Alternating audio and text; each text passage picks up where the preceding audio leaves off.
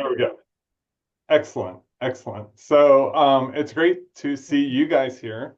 I'm happy to be back, and I recall that there was a time where I was like, "Well, we won't meet again till October because I want you all to have time to get back and get integrated into class." And some of you, at least who were involved in this conversation, said, "No, I don't see why we wouldn't meet in September."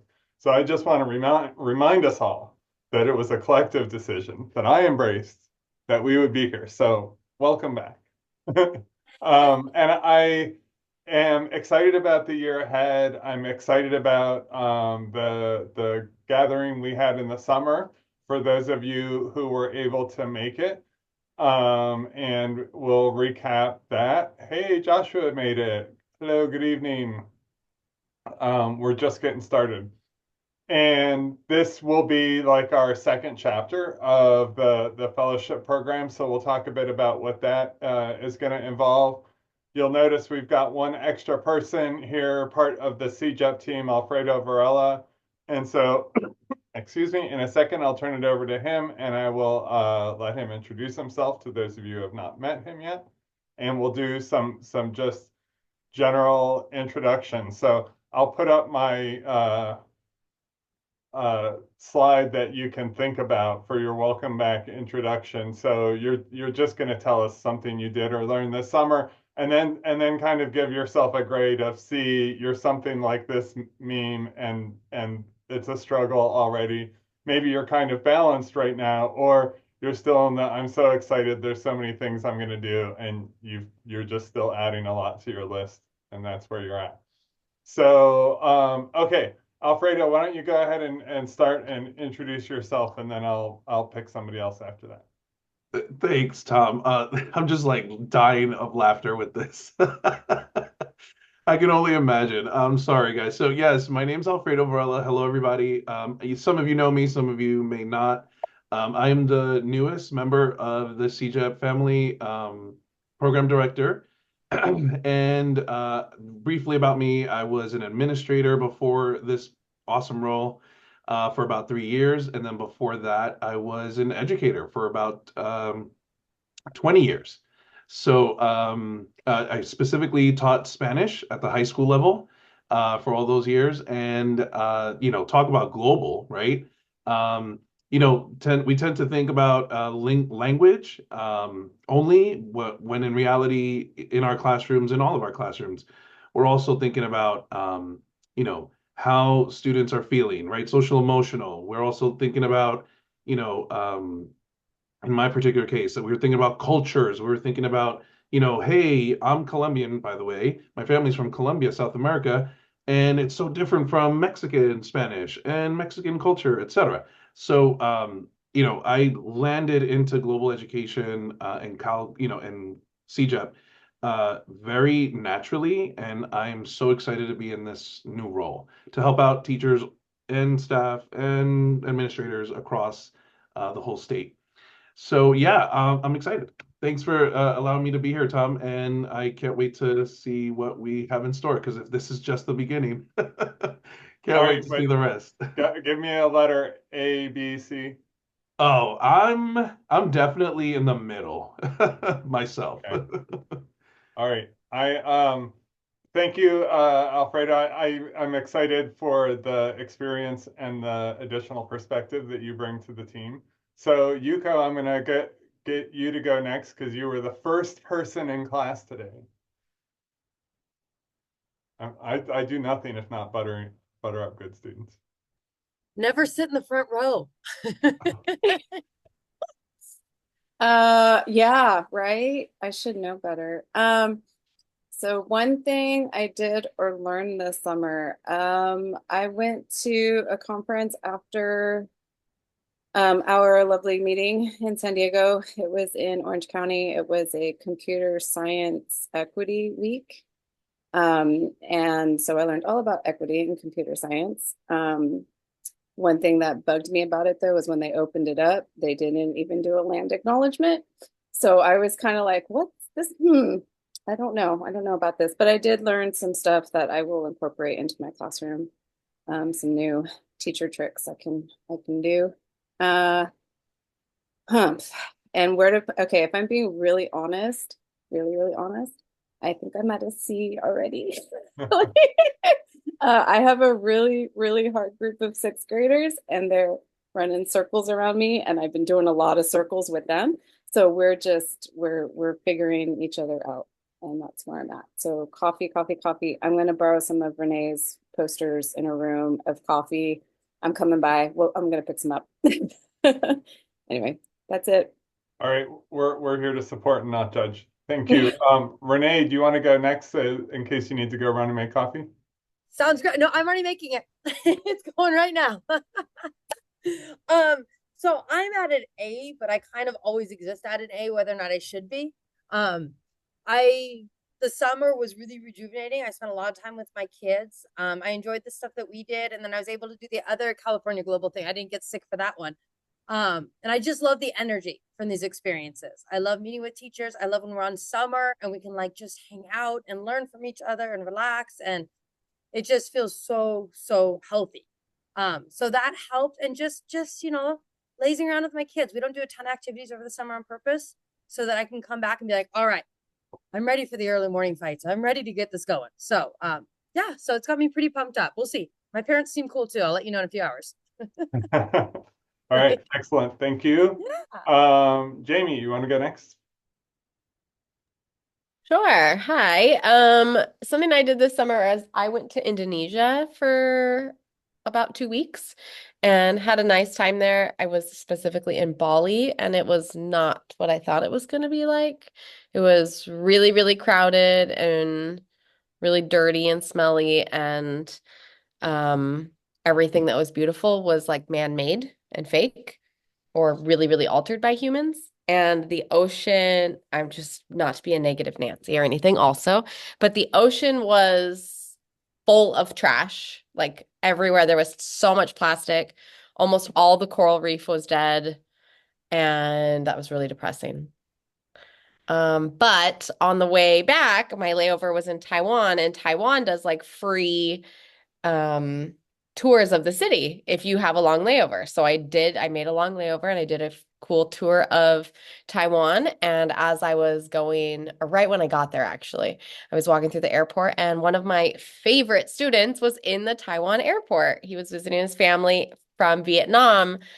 And I hate to say like that was the highlight of my trip, but it was so cool to see him. And I helped him work on this. He created a children's book for his final project as a freshman last year on his like a children's book about himself and his identity and how he really wanted to connect with his Vietnamese side of his family. And then I saw him coming back from Vietnam. So it was really cool, like the best kind of student that you want to see. And that was really exciting. So I guess I'll go with that one. That was my highlight of my summer, I guess. That's an awesome one.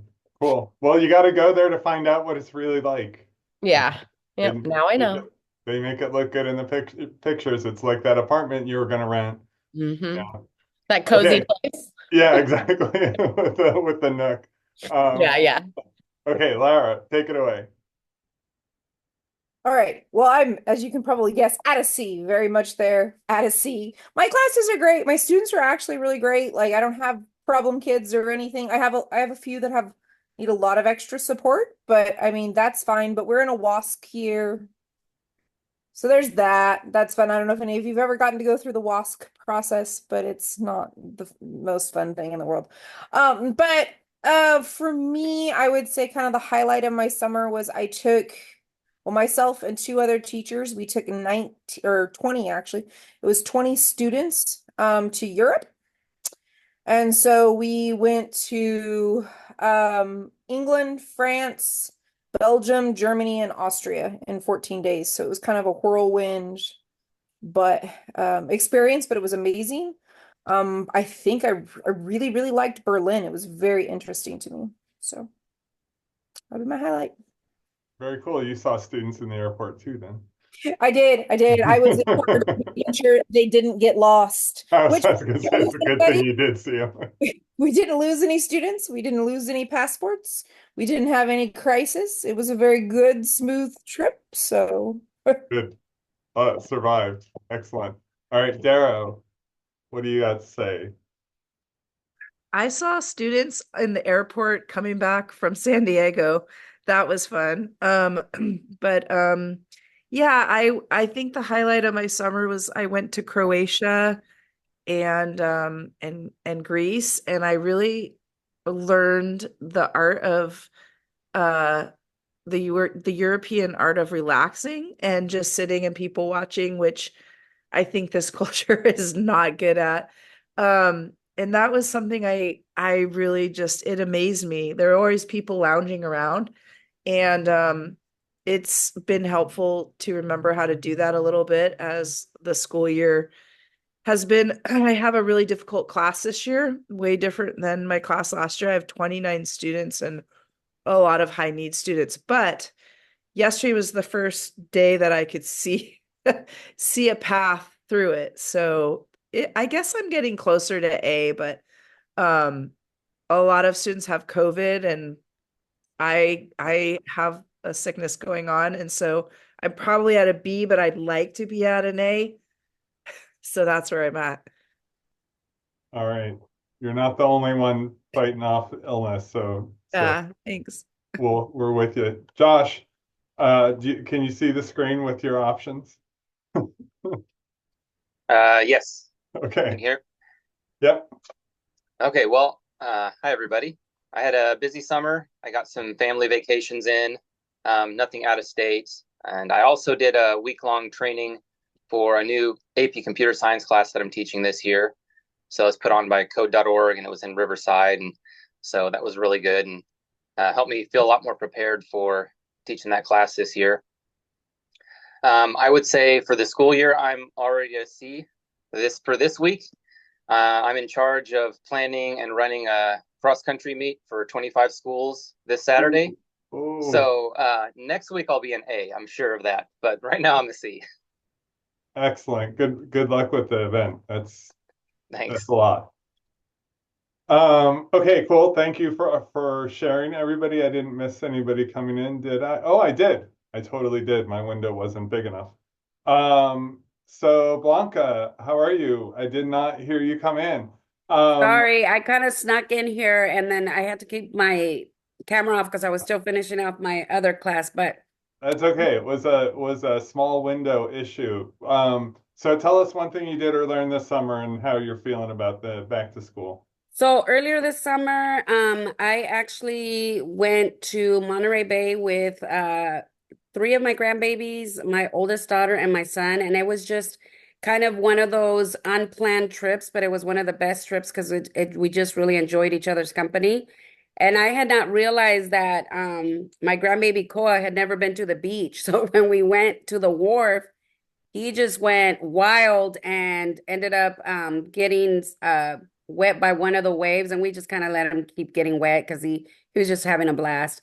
But it was just a nice time to get away, planned, enjoy each other's company. We got to go to a few of the museums there, and also to the Monterey Aquarium. So it was really nice. My grandbaby, she's 16 months old and she was just fascinated by all the fish and everything. She was everywhere she would walk, the employees would walk by and they were like, yeah, because she would go, whoa, because she was just fascinated about everything that was there. And so a few times, a few employees walked by and they were like, yes, because she was just taking it all in. And then I She am was an really A. stoked about class this year. I have a wonderful group of really hardworking students, 28 of them, and I have my lows and highs, but nonetheless, they really try really hard. And everything that I'm doing in the classroom, they absolutely just love and they'll give it their best shot. And also, I started my master's program in August, and so I'm totally stoked. A lot of work, a lot of being on Zoom, a lot of reading. Oh my God. But nonetheless, I've met some wonderful people, and we're just kind of helping each other through the courses and stuff. So yeah, it's gonna be a good year. Excellent. Does that mean you're A? You're a type A on our level here? Have you? Yes. Okay. I think that's what it is. All right. Excellent. Jeff, can you hear me? I think I saw your document come on briefly. I am here. Yes, I Excellent.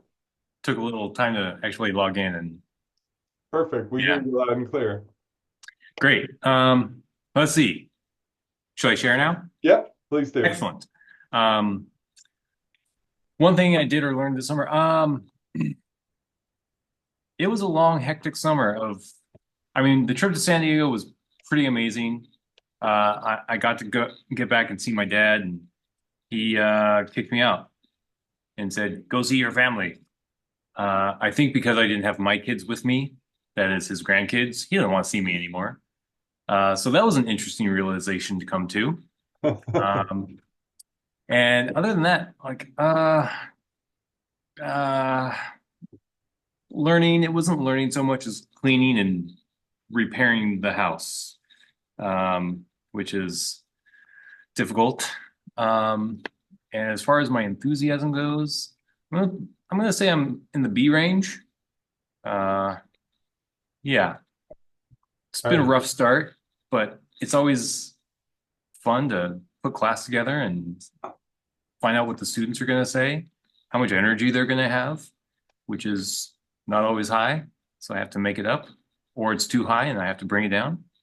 You know, All right. B is for balance. That's a good place to be. yeah. We got one more person to hear from. Laura, are you there? I'm here. Hello. I'm on. Hello. I think for me, I don't know, my camera's not turning on. Okay, well, it'll just be in the dark.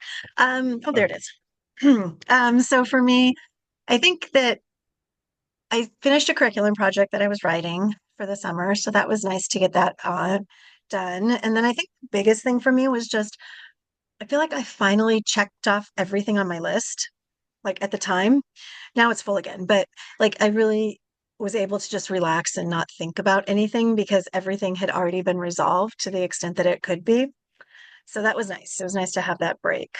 Um, and then right now, I think I'm maybe halfway between an A and a B. I just took 30 kids on a camping trip last weekend.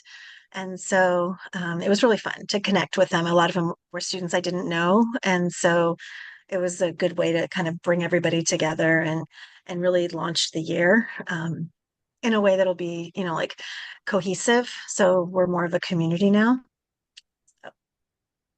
Excellent. Well, it's great to hear from everybody, and thanks for sharing. And the more I look at this, which I've looked at it too much now, I'm realizing that I'm actually an A, and it's not a good thing. I'm like, it's got a little Will Ferrell energy. It's like I want that, and I want that, and I'm going to do this, and and so I'm like, I need to figure out how to shift a little down to B so I can be on a slow burn. But that's okay. The enthusiasm hits you. It's the season where there's ideas. You guys have all those new students showing up in your class, and they've got interesting stories and energy and things to do and learn. So so happy to take that time. Jen, who couldn't join us because she has some other back to school activity, she sent this picture apparently for us, our enjoyment, or to taunt us. I'm not sure. And then this tantalizing quote I pulled from her email that says, I'm attaching my picture for the good of the group. We have recently procured 2 mining claims on the North Fork of the Salmon River. I'm including a picture of the swimming hole on one of the claims. This definitely requires further discussion, but she's not here, so remember to ask her about that next time. All right. So because I'm excited, we of course have a lot to cover in tonight's meeting. And that bag she's running with wasn't zipped. She might not have packed the stuff in the backpack. She's realizing, so that's me. So if I remember something midway through, bear with me.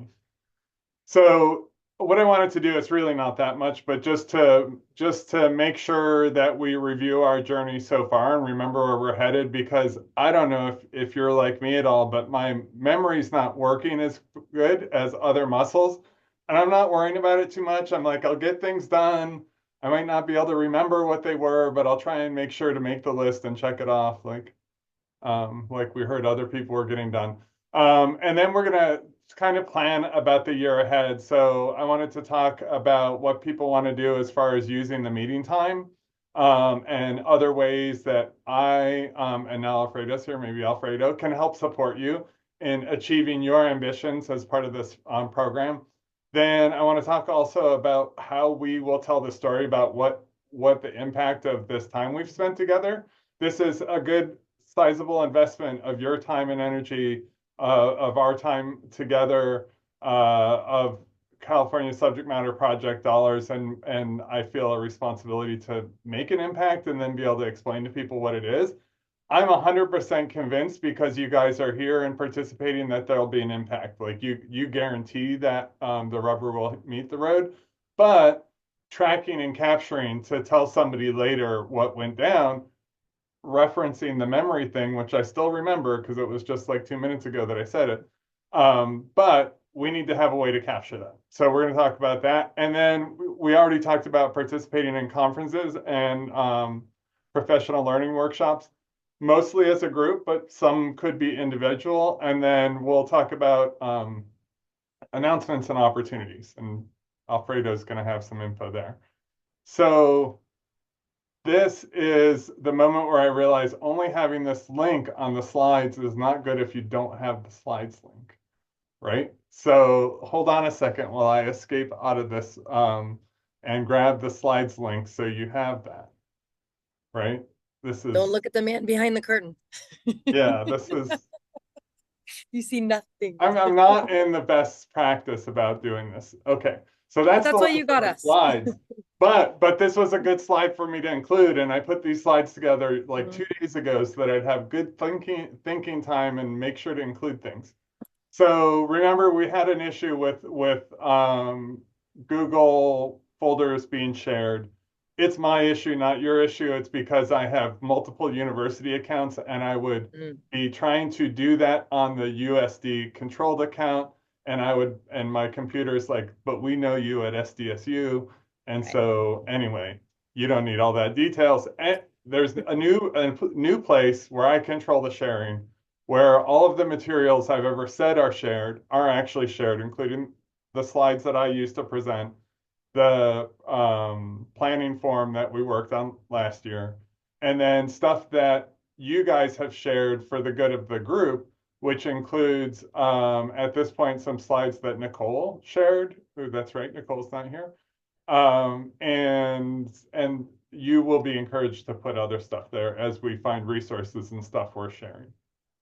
The other general point of orientation, which I think you all know about, but just to be sure, that I have a page on the CGA website that has links. It's basically a page that I use to capture information and reflect that this program is happening. It's where I put all the slides and the Zoom recordings. And it's also where some of the resources are, but not all of the resources that are in our Google folder, because I want to make sure that's curated and posted in a sensible way that people know what it is and how to use it. So that's one of my projects for the year, is to organize what we're doing collectively into something that we can share through outlets like the CGA website and the CJEP website, and then also through conferences that like we talked about. Hi, Michelle. Hi. Hi, just wanted to say hi. Thanks for coming. Okay, also in the trying to be very organized for the year ahead, because you're not going to be running like that forever. Here's all the dates for the whole year. I believe everybody's included in the Google Calendar invite, which would put all of these dates magically onto your calendar along with the Zoom link. But if you don't have that, then you can email me and let me know, and I'll make sure you do. Any questions? There is one question. I'm sorry I'm putting you on the spot, Renee, but Renee asked me that she doesn't, or it's telling me she doesn't have access to the folder. Okay, and Renee, is that on your school Gmail? Because or school I tried both. Gmail. Interesting. Okay, I'm It's writing my this personal down. right now, and then I tried. Can you not link to the slides right now? I'm on the slides, just that Google folder. Okay. It doesn't let me in as both as Gmail and teacher. Okay, I will work on that now. I mean, not now, but after. Don't do it now. Sorry. Wrong answer. I was thinking in my head, not now, and then I said no. Okay. It's So, late. okay, thank you for letting me know. It's just that problem that will not be completely solved. But we'll keep working on it. We'll get better. So just as a way of recalling, and I'll go through this in words and then in pictures. Um, what this fellowship has been about is been about you guys coming together to kind of have a conversation with me about what the intersection of computer science and geographic thinking looks like, and to identify opportunities to integrate something into your instruction that advances goals you already have. So I'm not trying to change what you're trying to do with your students, but I'm trying to get you to leverage the value of computer science and geography in your class. So the second part of that was basically you choose your own adventure. You get to set your SMART objectives. You get to talk to other team members that you may collaborate with, or you get to do what you probably do a lot, which is kind of realize you're going to do it on your own. You get to kind of figure out what the strategy is you're going to use and the scope of what you're going to do, right? And so I know we had a good amount of time kind of exploring different ideas, and we'll even do more of that tonight. And then trying to rein that in to think about how does it fit into your instruction. So I encourage you to continue that thinking, but also to realize that to get to this third step, which is pilot teaching and learning activities that do that thing about building computational and geographic thinking. Don't worry about the always the big things. Little building blocks of learning activities can build skills, can build understanding, can build interest in students. So don't think it's all about big projects. It can also be about using some tools and resources that we've found and identified that are cool, that fit into what you want to do, and that are ready for students to use. So I've been trying to find things like that to share with you, and I know sometimes the things I share are a little bit new and unfamiliar. So I'm happy to help people work with those things if they're interesting, and also to recognize that they might not fit, right? And we might need to keep looking, and I'm happy to keep looking. By the way, Susan Taylor, who came and spoke to us, did she come to this group? Maybe not. I'm mixing my groups. Maybe it was the she came and spoke to the fellows group. Uh, anyway, she came to me with a very specific map question, and I gave her what I thought was a great resource, and it made us all very happy. And you can do that too. Just ask a question. In her case, it was about Jamestown, Virginia, and she wanted students to have a better understanding of the geographic position of Jamestown and why they might think that's a safe place to settle. I found awesome primary source documents in Library of Congress, which I learned some things together. Okay, right? So I said I do it in pictures too, because some of us are visual learners. So we're like on this path, and it's a nice place. It's like it's a really calming, rich environment, right? We're on it together. We're not stressed. It's calming. And we're doing these things. We're learning, we're planning, we're doing some more learning, and we're then looking at what's out there, and we're selecting, adapting, and creating some stuff to bring into our classroom, right? And then, oops, I forgot about this stuff. We don't really need the whole video. But right along the way on the journey, some of us, unfortunately not all of us, but a good sized group of us got together in San Diego for a good chunk of time that we were able to spend together and hang out and get to know each other and do a lot of thinking and talking. So for the benefit of remembrance, but also to convey to those people who weren't there what the value of it was. Anybody want to share? I can share. I was gonna raise my hand on the thing, but I'm trying not to mess with all the you see me messing with the emojis. For me, I think it was just a beautiful experience. It's a absolute beautiful campus, but I got to meet it's so different to be in Zoom and to see people in person and actually get together and share ideas and hear everybody talk about their projects. I thought that was wonderful. And also even like when we would sit down for dinner or for breakfast, to just be able to sit and talk and get to know each other better. I thought that was absolutely, and not to mention Tom has taken us on San Diego. It was just he's an encyclopedia walking around. He knows everything. It was just very enjoyable. And yeah, for you guys that did not go, you missed out. It was absolutely a really beautiful experience to be there with like-minded people, being able to share ideas, get ideas from others, and then look at beautiful San Diego too. That campus, breathtaking. Nothing on Thomas because I haven't seen his yet, but this one right here, oh my gosh, and huge. You have to go in trolleys to go from A to B to C. It's absolutely beautiful. Excellent. Anybody? We're not trying to make you feel bad because we really missed you guys. But thank you for saying that, Blanca. Anybody else? Thoughts on it?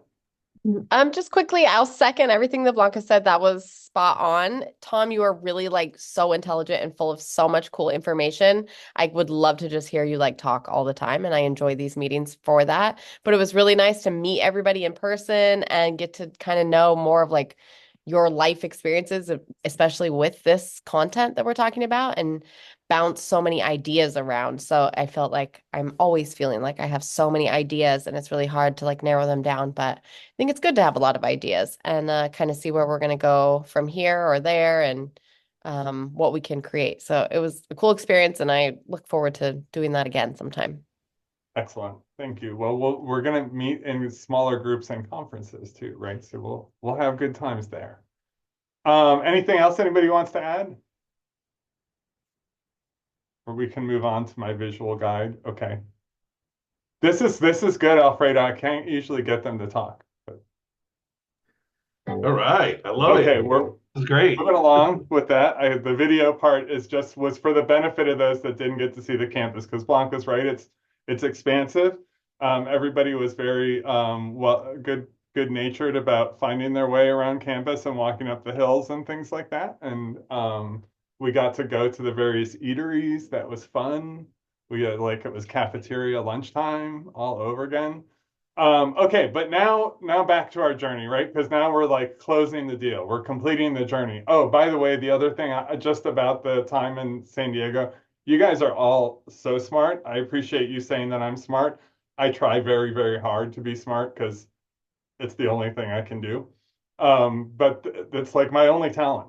But you guys, the experience and the caring for the craft of teaching is so cool to be around and just to have conversations to think about how I'm like all about collaborating with you to put like gems of learning in front of students that are gonna kind of light a fire that'll last a long time. And I know you're the right people to be kind of partnering with that because you know how to do it. So in this second part of our journey, it's going to be about trying to put some of this stuff into action, right? Trying to make this stuff we've been talking about computational thinking and geographic thinking and how computers and people through computer science and through the learning that's needed to be able to activate the power of computers in service to people's interests, right? That's what we're trying to get students to have some experience of. It's a lot to learn. So we don't want to like think that we're going to accomplish too much in one go. On the other hand, the thing I would point out is that kids already have a lot of exposure to and a lot of competency with technologies and computers in general. And I think they're kind of interested to know what else they can do except for the repetitive things that they see everybody doing with computers. And so there's a lot of potential, I think, for students to do some of their own learning and own extension of what they learn in the classroom when they start working with computers. Anyway, so the idea of piloting is to actually give some stuff a try and see how students respond, see how you feel like it fits into your classes, all of those things we've been planning about, so that we can get it done during this year and have a little bit of time left over to reflect and refine and think about what would we keep and share. Mostly let's worry about ourselves, right? What do you want to keep for purposes of your future. I hope there's something that comes out of this time that like becomes part of your repertoire for the foreseeable future of how you're going to teach. Um, it's my goal to help you get to that point.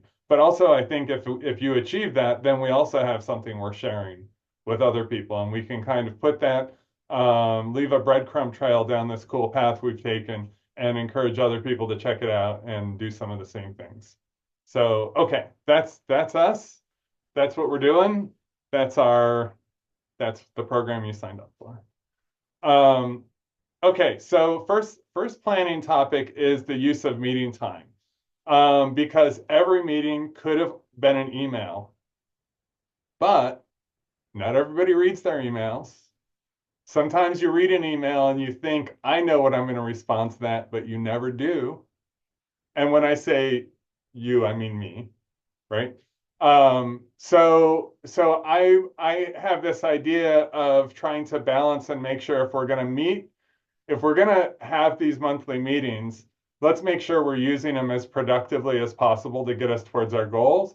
And as much as I'd like to talk to you and just share my interesting observations of the month, I also know that I want to make sure that we're getting the things done. So my plan for this year might include some time dedicated to things like completing documentation tasks or forms to do that capturing information so that you're not like making a note about I'll do that later. If we can streamline the documentation to something that takes 5 or 10 minutes, it won't sideline too much time from our meetings. We can also continue with a lot of the type of thing that's been happening so far, but also that Alfredo can contribute to now as well about receiving new info about resources and opportunities. We want you guys to learn about opportunities that we know about through CJEP and through other organizations that you can continue your professional learning journey, where you can do something that was more worthwhile than this, or do something that builds on what you started here and extends it, or try again to go to a computer science training that's more aligned with what you hoped it would be, whatever it is. But we want to help get those resources and opportunities to you. It's not just about squeezing the most juice out of the project that we have at hand. It's about using it to leapfrog to whatever's next. I definitely want to hear about what you guys do when you pilot, right? So I don't want it to be a little experiment that you did with yourself and your students know about it. I want you to tell us how it went, what the response was, what worked, what didn't work, what resources you found, and what actually ended up being most useful. And then also, if we're going to present at these conference sessions, we could use some of our time for that, or we could set like subgroup meetings and meet separately for that. So those are the categories. Is there anything people would have to say about kind of dividing into those things you do or don't think are meeting worthy?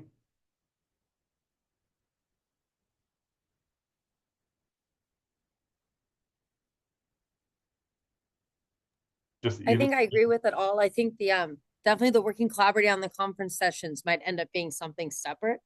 Okay. But because I think that might be just more intense, depending on where it's going to take us more than I do.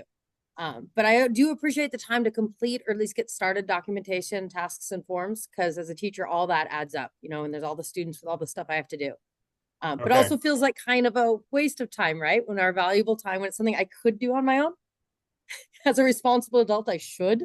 I'm exactly with you on that. That's why this whole slide is here, is because I'm on to me, I'm like, I think it's a polite way to help us all manage progress towards our common goal to just build in the time to get the forms done, and that's less tracking people down and people having to remember. We'll see how it goes. I mean, obviously, what we plan, and then how things move along can be different.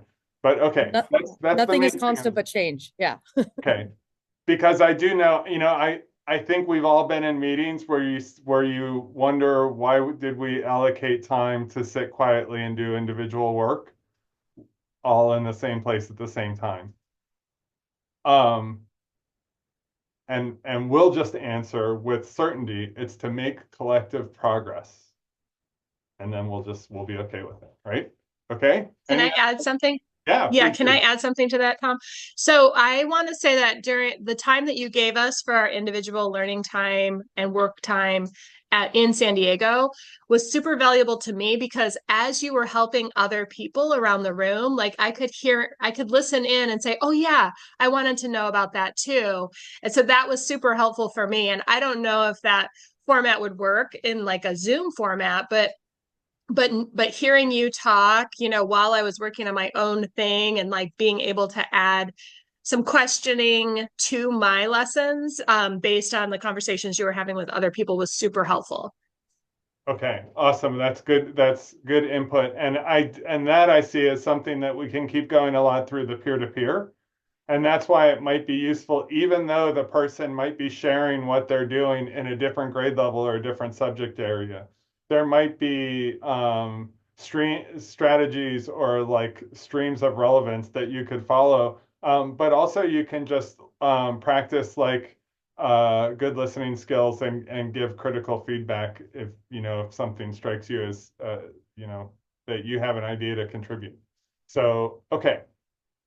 Please do. I talked to Alfredo about this already, and so we just got to see in action the balance between leaving enough pause to really allow people to give their comments and feedback, and then feeling like you've just dedicated time to dead space. So thank you, Michelle, for jumping in and not letting me move on when you had something to say. Everybody, be like Michelle. Just jump in if I'm moving along and say, hold on.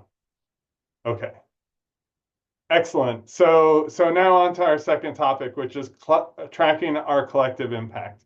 I'm a big believer in that I divide life into two categories: things that I'm doing because it makes a difference for somebody else, and things that I'm doing because I feel like doing it. This happens to be something that overlaps those two categories, but sometimes things that I'm doing because I feel like doing it might be just like lounging around or staring at a landscape for a long time, right? And there's no need to account or measure the impact of that time. But when I'm doing something because I think it's beneficial to other folks, I get interested in trying to figure out how and prove to myself that it's really true, that I'm not just telling myself that it's beneficial.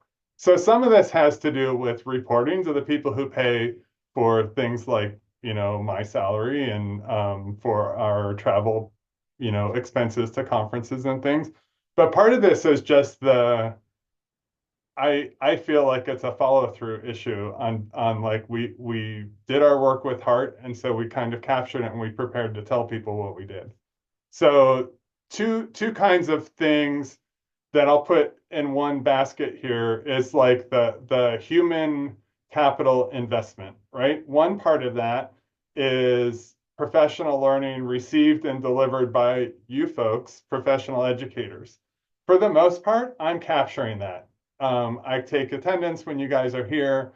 I report to CSMP the total number of hours that you participate in professional learning. And I'll do the same when we do conference presentations. We'll do a sign-in sheet. Alfredo will try and help me remember. We'll get the people to sign in and give us the paper back. We won't forget to get the paper back. And then we'll be able to report that, right? Because those are people that invested an hour of their conference schedule to hear what we had to say, and hopefully what we had to say that blew them away. And they were like, everything I was doing before is not as good as what I'm going to do now that I've heard those people, right? So that's one part, is like the teacher to teacher professional learning. The second part that you guys are exclusively responsible for is that student engagement part. Like what happens when students do this stuff? Was it a bad idea? Was it a good idea? Were the students like clamoring for more? Were they like, I don't know why we're doing this? Or, you know, we need to know. We need to know whether this was a good investment. So let's just talk about these two things for a minute. I'll come back to the other one. And just the dual meaning of engagement here. Like I'm just talking about the time, the point at which students are actually involved in using the geocomputational methods and the practices of geographical and computational thinking. Just like I capture essentially the time, the contact time of our program and report that as professional learning time. In one way, I'm just trying to capture like how many kids, how much time, what are we talking about in terms of how much piloting did we do, right? So that's one way I'm talking about engagement. But then I'm also talking about like engagement, like when people actually care what they're doing and they're actually like asking questions and you can see that their like minds are clicking over, right? Because research proves that the level of engagement, that kind of engagement where students are like, do we really need to have to move on to the next thing? That kind of engagement, that actually improves student learning outcomes. It accelerates everything. It opens up the pores and lets the knowledge and the thinking pour in, right? So I'm talking about kind of both of those things. And one of those things can be captured by the time and the hours, like I've been capturing about you. But the other thing is somebody has to ask the question or somebody has to capture the feedback. So some of you good people were nice enough to speak up during this session and give me positive feedback about the time we organized at USD, right? So I have already some solid points of information that tell me at least some of the people were engaged and found it to be useful. I want you to try and think about how we can say the same about the students who do the piloting of whatever activities you bring to them, right?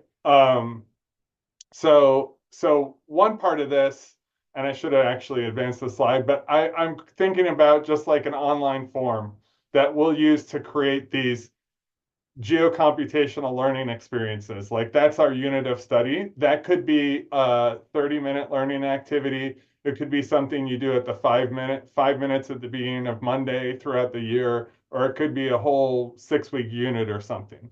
You'll decide what the learning experience was and only report once on the whole experience.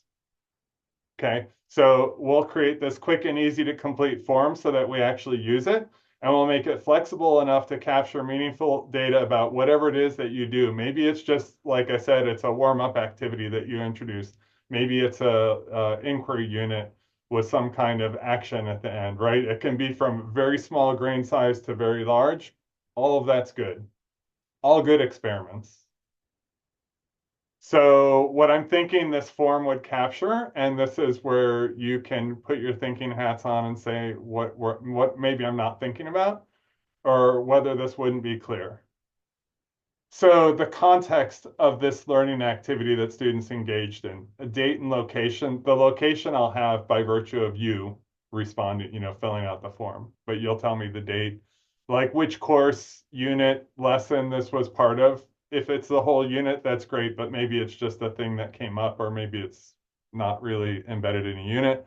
And then an extent to which geocomputation is involved. And I'm imagining like a pull down. Remember when I presented that cube about levels of like how much geocomputation and like, so you just say, yes, geographic thinking, but not computational, geographic and computational or whatever, it'd be some quick choices. Then under like the scope, like what was the scale of this activity? How many students? What was the type of engagement with geocomputation? And again, I'm thinking of like a pull down of like choose which things they did. Did they use computers directly? Did they work with a data set and analyze data? So I'm thinking of pull down, and it might need some refinement. But again, I want to make it easy to fill out and standardize. Otherwise, everybody's going to answer that different, and it'll be impossible to like summarize. The duration of the activity, like I said, just kind of the number of minutes or hours or different days and sessions that were involved. And then some idea of learning outcomes, and that I was just thinking would be open-ended, which you could just answer off the top of your head, free form, or if you've got a lesson or something that you're working off of, you could just cut and paste that in. The learning outcomes could be for the specific activity or for the larger unit. It's not crucial that it be one or the other. Any questions yet about those two sets of variables that would go on the form? Does that kind of make sense? Would that like capture something called the learning activity? Yeah. Okay. I see thumbs up. I see general approach. Yes. And it's already 5 to 7. Okay. And then the third thing, the impact part, right? That's where the engagement with the little emphasis on the end comes in. So that's really where only you and the students can tell me. Like, a real simple thing that I might put on the forum, would you do it again the same way? Would you do it again modified, or would you not do this again? Like, what is this continue to develop or abandon and think of a new direction? But also maybe somehow you could capture some feedback from students, like if the activity includes some kind of assessment where the students writing about what they've learned, or you could capture some of that to share to kind of capture some of the student perspective on the learning activity. I know that might not always be easy to do, especially the smaller, less time consuming, less, uh, expansive learning activities, but it's my request to see what we can do. Do we think we could do some of that?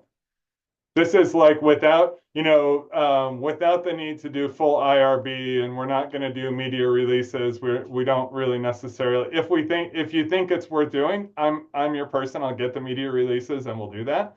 But I'm not pressuring you to take pictures of students or go through that step of if not. Okay. Hey, Tom, can I ask Yes. a quick question? Yep. So I'm part of a lesson study in math right now, and we just gave our students a survey about their mathematical mindset. Hmm. And I would appreciate if maybe you could develop one about geography and computer science. This one that we had, so it was in Google Forms, and we just gave them the link and they did it. It was 21 questions. They suffered through it. Maybe something shorter, but I would really appreciate it as a way to start off, the You year. said it was And 21 questions? yeah, the one I gave them for the math was 21 questions. And like I said, they struggled. Okay. They were on the Yeah. struggle bus towards the end. Okay, But let me see if I can get one that's maybe more like I don't know, 10 or 12 questions, just a little bit shorter. yeah. So I will tell you that I as part of my other computer science and geography NSF sponsored project, we have a team of people who created a student survey and didn't understand students. And it's like many, many, many pages and incredibly detailed and asks them it's really a bad thing to ask people on a survey lots of questions that they're like, All right, I don't know what Tom, this even means. parents are coming in. I got to go. Okay, bye, Renee. Good luck. Thank you guys. And let me know too, Yuko. I'd love to have that survey and stuff. This sounds fun. Thank you, Okay, Tom. I'll watch make the them work. video. Bye, you guys. That's like a live look-in. All right. This is like You're watching visible, soccer Tom. where they're like, they just scored a goal. Say hi to my parents. Yes. Bye, Tom. Okay. All right, cool. Well, that was an enthusiastic sign off. Go do your teacher thing. Okay, so that'll be the form. I'll get this form out. And at each subsequent meeting, I'll ask you to just like stop for a minute and be like, did I pilot anything that I can report in on this? If so, stop and fill out the form, even if you fill it out partially, just to get it going, and then I can send you a reminder about other questions, or you can follow back up on it. Yes, Blanca, I see your hand raised now. Yeah, so I just had a question. So this is something you're going to create. This is not something that we as teachers are Yeah, creating. yeah. Okay, okay, I just wanted to add, I wanted to run this by you guys. okay. Um, it's a thing I do that might just be a bit based on insecurity, but I kind of think, well, I should ask them before I make this form. And then I run this by you and you guys go, yeah, why are you asking me? But it's for your input and investment in what we're doing. But yeah, I will absolutely create this. I will try and make it something that will only take you like a max of 10 minutes to fill out if you did something that you have to write a lot about. Hopefully, in a lot of cases, it'll be shorter. But it'll give us a lot of information that I can share around to say what a great job you guys did with this opportunity. And hopefully, encourage a lot more investment in getting students to do real world, because I think the really kind of cool thing about this intersection of geography and computer science is it's like real world squared in terms of the like resources and the issues and the inquiries that it enables and generates.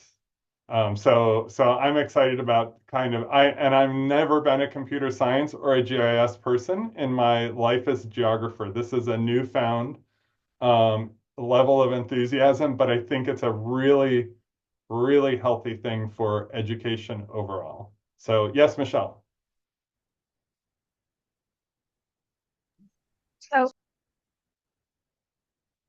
can you hear me? I'm having a lot of Yes. tech Yep. issues. Okay, so you keep saying pilot. Are you talking about some of the things that we've been talking about during this course? Yes. Okay, so like if So we do something in our classes that's in relation to what we've done with this computer science geography course. exactly.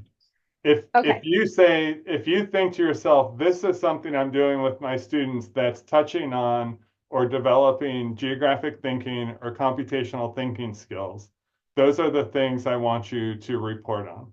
It actually said on that slide something new. I'm not going to hold you to that standard.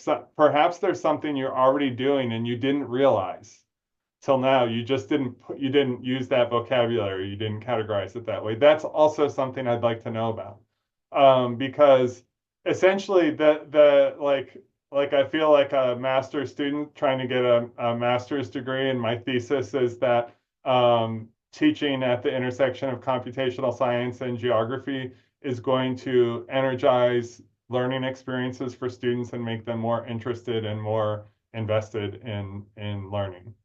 And we are collectively compiling data to try and test that thesis. So that's what I mean by piloting, is any activity that you think you could make the case advances computational or geographic thinking, preferably together. But maybe not always together. And like somebody like Josh who teaches computer science courses, the one part of that being computational thinking and how to use and leverage computer technology, that's always going to be part of what he's doing. So in his case, it's talking about when and how he introduces geographic thinking. But for a lot of you, you don't teach computer science or geography explicitly. And so you might teach at multiple subjects at an elementary level, or you might teach history, social science, which does include geography after the history, or you might teach geography. So I want to make sure that anything that's as open as you can possibly define it for what counts as a learning activity that advances geocomputation. And we can just keep widening the definition as needed as we go along, if we need to. Okay. Yes. Sorry, I shared the link to the form so everybody could see the questions that were asked. Oh, awesome. Thank you. Yeah. That's So very helpful. yeah, and it goes directly to the state, so don't mess with it. Oh, okay. Good. Yeah, thank you. Because I would just answer. That's how I am. It'd be like, there's a very strange student in San Diego. We need to investigate. Okay, well, this measuring and counting things through forms is not the only thing we're going to do, right? To show our impact. So part of what I mentioned on the website, I've already created this page, and in our collective shared folder, we are collecting resources as you guys write or adapt or find lesson plans that you're going to use. Please share them. Again, this is the purpose of piloting, to determine, yes, really share, or well, it was worth a try anyway, and maybe it needs to get, we don't want to, we curated means like we kind of tested it and thought it was worth sharing. So we want to be mindful of our user group down the road and make sure we hand off only the most useful things. But I think we're going to accumulate a lot of stuff. I've already got stuff that I need to get to before we end the meeting.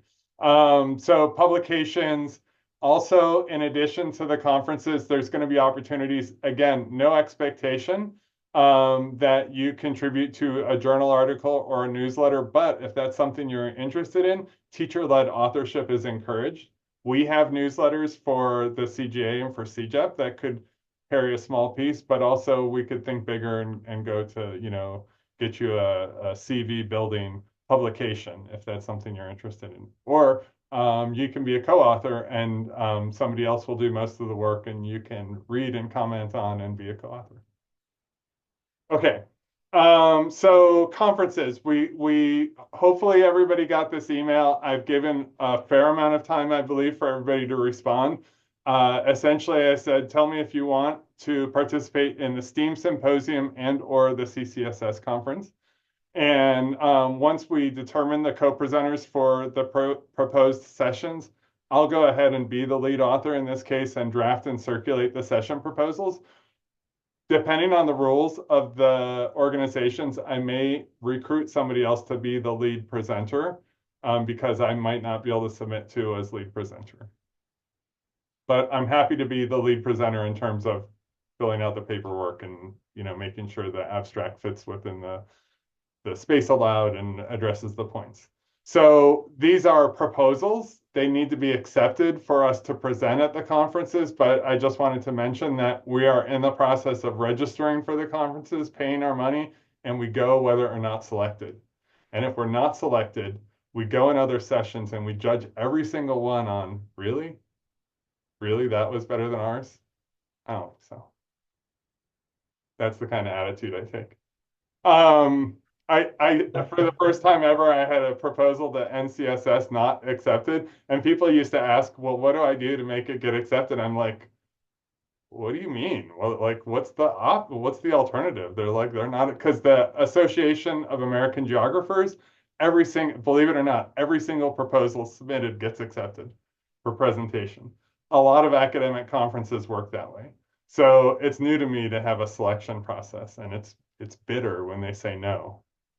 And I reviewed the proposals for them. So anyway, I know not everybody will be able to go to conferences because of schedules, or maybe those conferences don't suit your needs. So just be aware that there is some consideration if you find an option for some other professional learning, or perhaps you want to host an event for somebody in your school, like maybe your parents and your community at large, or maybe your fellow teachers. We might be able to help you host an event to share what you're doing and to bring attention. So just know that the conference isn't the only way that we can reach other teaching professionals and let them know about the importance of what we're doing together. Okay, so the STEAM conference, these are the folks who have been, I think everybody's already registered that said they want to go. We have till October 13th to get the proposals in. Just going to move along to the CCSS conference. So far, only 3 people have indicated that they're interested in going. And at this point, tentatively, they're all 3 going to go, but there's more slots. So if you teach history, social science, and you're interested, Burlingame, by the way, is next to the, if you're not familiar, it's next to the San Francisco airport. So it should say at the San Francisco Airport Hotel. So it's in the Bay Area. So if you're interested in that, feel free to email me after tonight. And email is better than putting it in the chat, just to make sure I keep track of that. And I'll explain more about what I'm thinking, right? So here's what I'm thinking for both conferences, that we put in 2 proposals for 2 different types of presentations. They'll be different, right? Because they need to be tailored to the different audiences. And there'll be different people speaking, and I want you to be able to say whatever you obviously want to share your authentic experience as an educator. So the content of the presentations is based on a good bit on who's speaking. But the theme, I thought we might do kind of around two different themes. Like the one session in each conference would be about, again, working title, locating relevance and accelerating learning, tools for teaching at the intersection of computer science and geography. So basically, case studies, examples of what you guys piloted what this program has been about, a little bit of an orientation, and then just examples. So whoever is part of that can talk about the grade level, the subject context that they were teaching in. It's pretty flexible. And then the second session, I thought that if we were going to offer a second session, it should be really distinctive. And so I thought I would put it like put teaching with GIS up front. And then what's the benefit of teaching with GIS, centering place and accessing data for deeper learning. So those words in the parentheses in bold color, that's my like the concept map. So the one title is a benefit with some content. The other one is introducing a tool for educators and the pedagogy that goes along with it. Does this sound like something you could get with as a co-presenter at one of these things? Or are you like, why is this guy naming these sessions like that?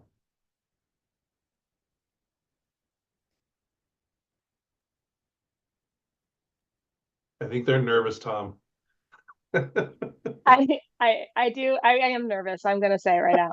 But I also think that when I signed on, this is kind of what I imagined they would be. Okay. It's fine to be nervous. Everybody's going to have a nice small part of a general presentation with a bit. So if you're nervous about presenting, this is a great environment to do it in because we'll be a supportive group. You're not carrying a big chunk of the time burden. It's just you know, hopefully you're speaking about what you really know about and what you uniquely have to share. So okay. You know what I do after a while, I just take your silence as complete agreement and deep support.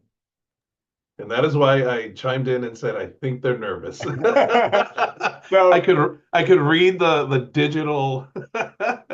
So when we get down to talking about like what the structure would be for the presentations and what people think they would like to share, we'll go back to this and we'll wordsmith it, and these will not be the final titles unless we can't come up with anything else, and then these are just fine as final titles. They fit the number of words that are allowed in the titles, and so we'd be just fine with these. But okay, I don't want to spend any more time on this because we're already going over. I did want to say, read your newsletters. By now, I think all of you guys will have received 2 copies of the CJEP newsletter. And I believe somebody in your presence is involved in the production of this newsletter, and it's got lots of good information about programs. It's sharing out about stuff that's happening in CJEP, but it's also looking down the road about opportunities. I'm also doing a quarterly CGA newsletter. You probably should have received that by now as well. If you don't see it, maybe look in your spam folder and try and whitelist us if either one of these is not there, or just email me and we'll figure it out. There is this link on, if you click on this image in the slide, it will take you to the newsletter from September, from last week. Oh, darn, I actually did that. So I put these slides in here because I wanted you guys to hear about opportunities with CJEP. And then as Alfredo was logging on, he's like, hey, if there's a chance, which sorry, we're so slow to get to it, but I would like to have Alfredo cover this because he knows more than I do about what opportunities are coming up. Yeah. So are we talking about the Global Teacher Fellowship? That was probably not what you were prepared to speak about. Yeah. So I'll just cover this really quickly, which Sure. is some of you guys know all about this because you've already come through this route before you came here, but others of you have heard about it, and it's a mythical land off to the left of that trail. And I just want you to know that right now is the time for teachers, yourselves or your colleagues, to apply for the fellowship. It's now statewide. It's not Northern California focused. It's everybody can join. And so, although it says right there, selection preference for Northern California and Central Valley, but Hey, Tom, we can get you in. Yeah. the dates are still showing 2024. Is there going to be like a new link for that? Oh, Because I've looked at this when I signed up for the Global Connect, and I noticed I was like, oh, that's interesting. But then I saw that it's already been Done. Excellent proofreading. Live Yes. proofreading. All right. Yes, there is in fact a 2025 fellowship application process already launched. So I will get back to Emily with info about that. And I'm glad to hear you're asking that question because we'd love to have you apply. Okay, so that was my bit of info that Alfredo didn't know was going to be in there. Yeah. But I'll just put it back on this image and you can share the other things. Yeah. Thanks, Tom. So basically, you know, I don't know if everyone's getting these newsletters. I hope everyone is. So on this last newsletter we just sent out last week, there was an invitation for registration for our CJEP community of practice. So we're trying to launch this. I believe it's October 14th, and it's an online session for an hour. And basically, we'd be talking about different topics that are global education related, specifically global competence, sustainable development goals, global themes in literature, global for PK through 5, and then a separate one for 6 through 12, climate action, environmental issues, virtual exchange and cultural perspectives, and kind of ending with inquiry-based instruction, specifically project-based learning, design thinking, etc. And if you have other other interests, by all means, take advantage and add it to that Google form registration. And so it's not that all of these are going to be presented, but if you are interested in any one of them, what we would love to see is if you're interested in attending and you're able to, click on any of those particular ones, and then we would be able to kind of determine, okay, enough people want to talk about this particular topic, etc. And so Tom, I believe Tom, myself, the other program directors, we're going to be there, and then we kind of go out on breakout sessions and kind of talk about these specific themes, right, and topics that you guys are interested in learning more. And so from there, and then from there, you kind of, we'll be talking about other possibilities of, learning opportunities, conferences, etc. And so what I'm going to do right now is, if in case you did not see this Google form, I'm attaching the Google form, a link right there, so that you could just not only fill it out for yourself, but please share it with your fellow teachers, colleagues. Let them know that this is going to be available. The first one's, again, October 14th from 4 to 5. It's an hour. And I'm pretty sure it's going to be worthwhile, just because you really get to learn from other people, from other projects that are out there, and other, colleagues. And so I hope that you could join us for this. And like I said, it's quarterly. And you'll notice if you click on it, that the first one will be in October for quarter one.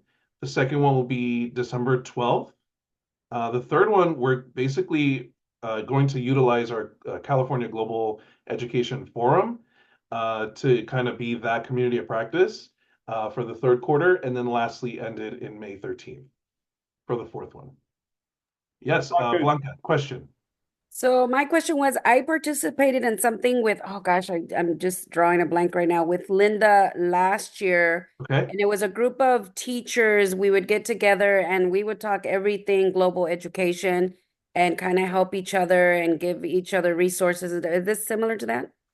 I mean, I don't know what that was, but yes, it sounds like it. It was through CJEP.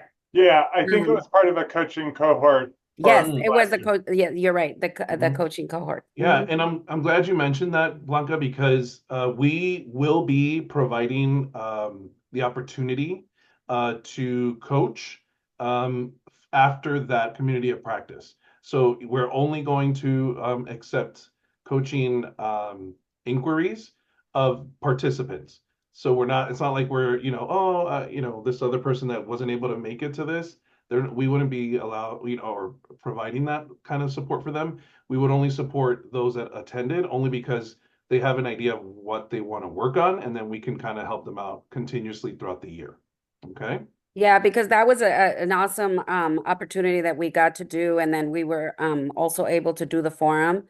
It was a Hmm. great experience. I would highly recommend it to anybody. Um, that was great. Cool. And then the last thing I did want to share is I'm not sure if everyone knows about this new opportunity that we have as CJEP to officially provide basically membership for CJEP. Does everyone know that about this? No? Okay. So, and it's free. Membership is free for CJEP. And so I'm adding that link right here. So, if you want to officially be a part of our organization in terms of, membership, that would be amazing. That way we can continuously provide you with these particular newsletters, resources about conferences, etc., new learning opportunities, professional development, anything that's globally related. And so, yeah, if you would love, what we would love to have you all join officially, and that way, we have this information with there. No, it is free, Blanca. This is all free. Yeah, and you Okay. guys, I mean, to be honest, you guys are already you are our members. If we had members, we just never used that category. Mm-hmm. And we're really CJEP is kind of transitioning into a new structure, and with Alfredo being part of the energy that's going from a regional model to pretty much all statewide programs. And I think it's going to present some new cool opportunities, but also kind of equal access for teachers wherever they come from. And so with membership is really just our way to hold on to you and make sure you know that we value you and that we can, again, like I talked about before, share the story of like these people are part of a movement to advance global education. Mm-hmm. Well put, Thomas. Awesome. Anything else? That's all. Thank you. Okay.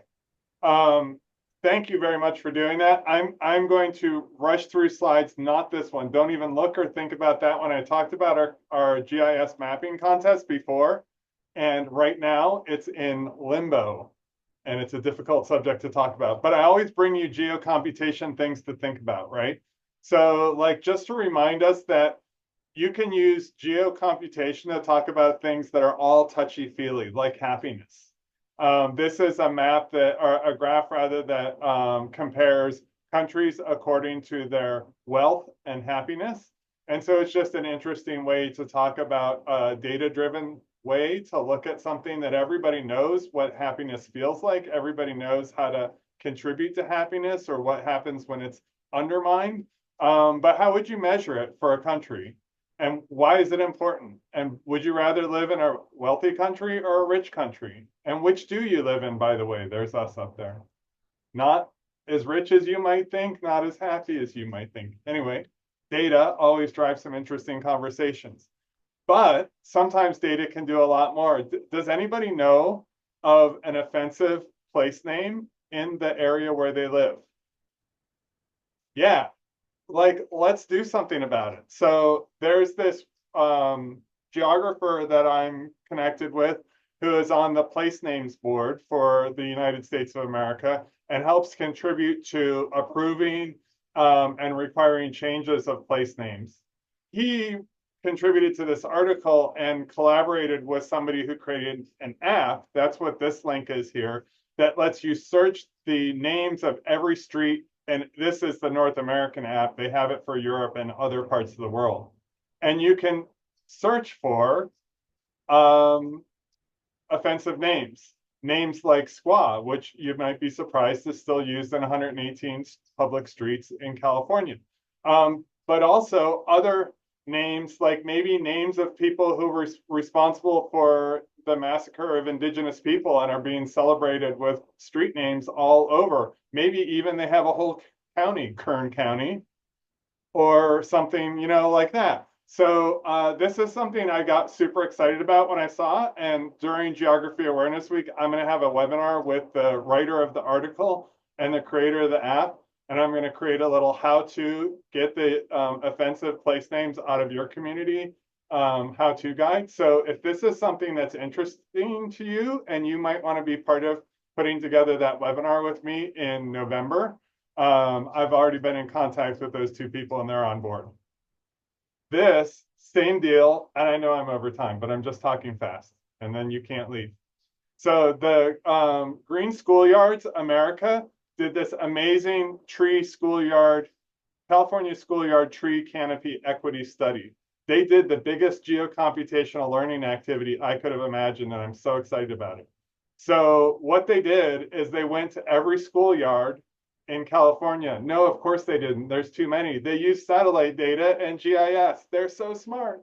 So they assessed every schoolyard in California, and they differentiated the part of the school grounds that's for the students and the part that's for the cars and the lawnmowers.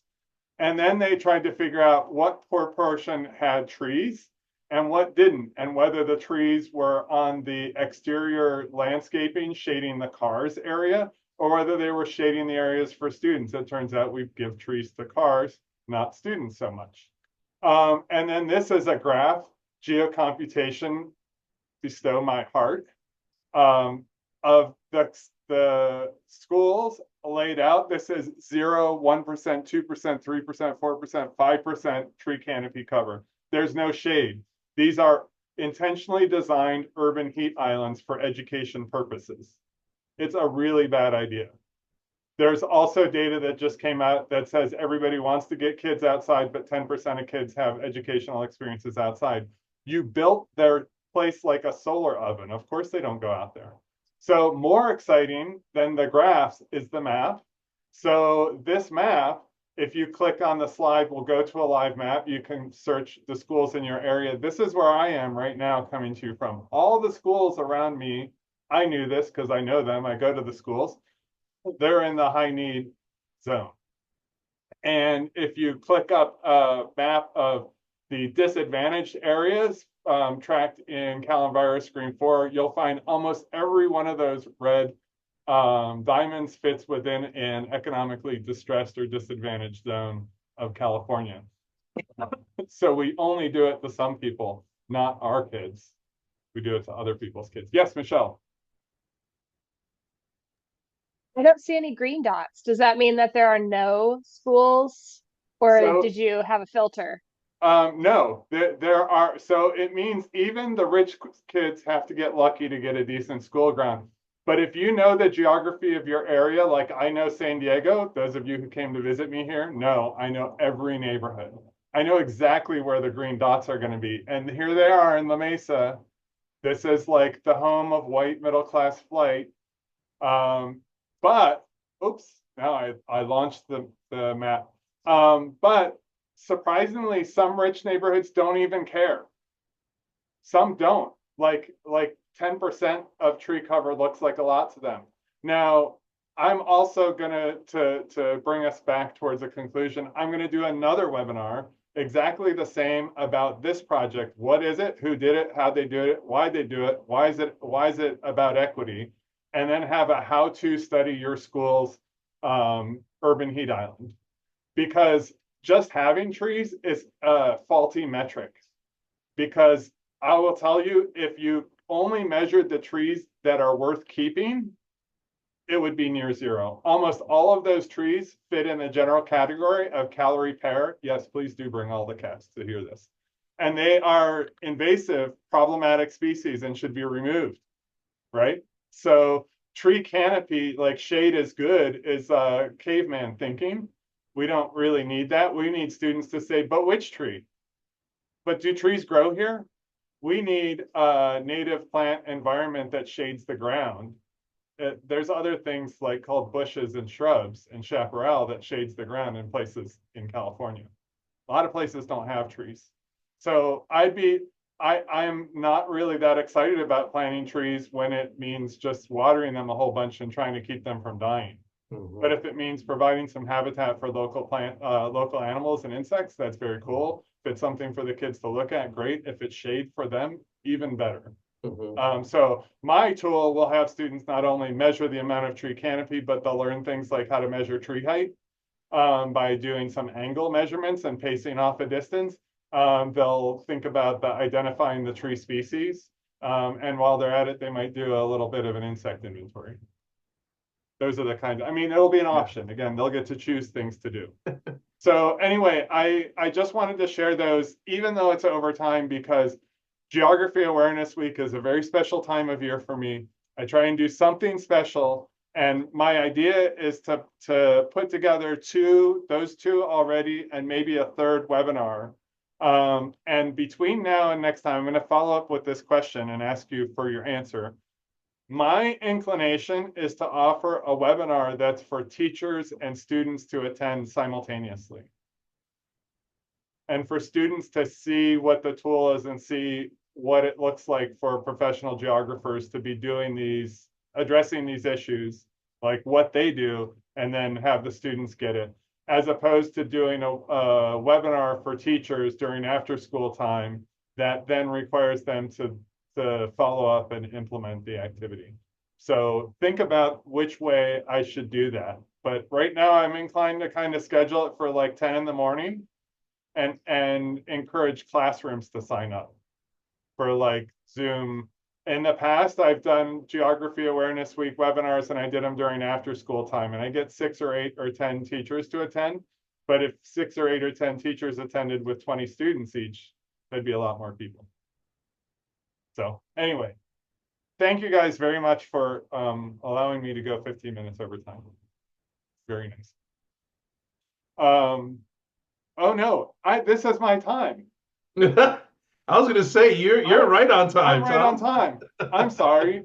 On Monday, I was at the fellows meeting, and it's an hour and 15 minutes, and I'm hardwired to think it's an hour and 15 minutes, which a very healthy thing. It's like me setting my watch 3 minutes ahead. It keeps me on time. Yes. So you got it. You nailed it. I You did. nailed it. Wow. That's only possible because I thought I was over time. Yes. Okay. Well, thank you for your time, for sharing your pets, for sharing your meal time, and hopefully we'll do some really fun, interesting things during the year, and each month that we come together, we'll get a little bit of energy from each other, and we'll learn. We'll have not just our own piloting experiments, but we'll learn from what everybody else is trying in their classrooms. Okay, so any questions, or I can stay around if anybody has individual things, anything for the group. I just want to say thank you so much, everyone. I'm looking forward to joining this group and continuing my attendance here. I am actually a geography nerd myself. I just, I wish I would have learned this a lot earlier. So but it's okay. It's never too late. I'm excited, and yeah, looking forward to this. We all have geography nerds inside us. They're just repressed, deeply repressed. Yes, yes. I actually remember my third grade teacher, and this was in a Catholic school. She was all about geography, and I just ate it all up. And it was just me. I'm a visual learner, a spatial visual learner myself. So I love anything that has to do with geography. And so yeah, anyway, long story short, I love well, it. you'll get to see all the experiments as well.